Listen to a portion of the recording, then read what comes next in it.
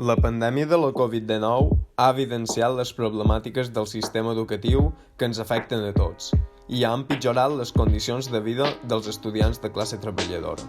Però aquestes problemàtiques ja eren presents a l'UIP abans de la pandèmia. L'elecció dels nostres estudis ha de partir d'interessos i aspiracions personals, no de lògiques alienes pròpies del capital.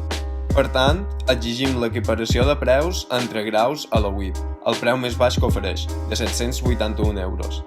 Aquesta mesura és clau per establir una quota econòmica que faciliti l'accés dels estudiants de classe treballadora als estudis superiors. És la primera passa per poder conquerir el dret a una educació 100% pública i gratuïta. S'ha aprofitat en gran mesura la tàctica per part de les empreses de les pràctiques no remunerades que ha servit com a eina per obtenir treball de forma gratuïta aprofitant la nostra formació. No només la UIP no ha defensat la fi d'aquestes pràctiques que ens exploten, sinó que ha rebutjat tots els intents per a poder donar els drets més bàsics dels treballadors. Consideram que els alumnes que realitzen aquestes pràctiques, doncs, han d'estar defensats i que s'ha d'exigir la finalització d'aquestes pràctiques abusives disfressades d'experiència i d'oportunitat laboral. Exigim, doncs, que es portin a terme mesures perquè la feina feta sigui remunerada com un treball ordinari, mai inferior a la part proporcional del salari mínim interprofessional que pertoqui i la consideració d'una relació laboral i formativa. Per si fos poc, el sistema educatiu seguia reproduint el sexisme i els estereotips de gènere mitjançant un complex sistema de mecanismes de caràcter estructural. En totes les universitats, els plans docents segueixen sent essencialment androcèntrics.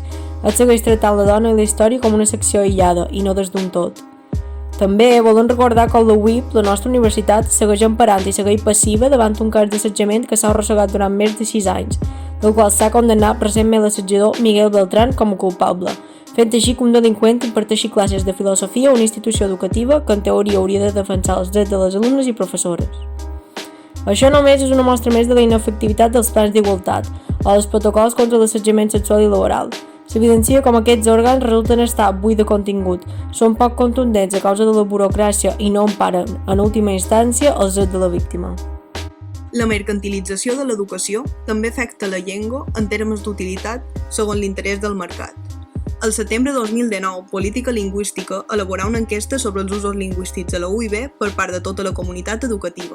Aquesta enquesta evidencia que la llengua vehiculada a la UIB no està sent emprada com a tal. Mentre el català segueix en retrocés i no para de disminuir la seva presència a les aules i els plans docents, se segueix fomentant l'ús de l'anglès com a llengua internacional i comuna a les universitats. A més, les estudiants seguim patint vulneracions lingüístiques a les aules, aguditzant més la situació. Són necessàries eines de sensibilització lingüística i un pla de xoc contra l'emergència lingüística. Exigim que l'educació superior pugui ser exercida íntegrament en català en qualsevol grau o màster públic. La comunitat educativa no normalitzam la crisi educativa, no restem indiferents davant la retallada de drets. Les estudiants de classe treballadora ens organitzam per defensar la pública. Ens unim perquè sabem que defensar l'escola pública és defensar l'equitat social. Lluitam perquè sabem que defensar la nostra escola és també defensar la nostra classe.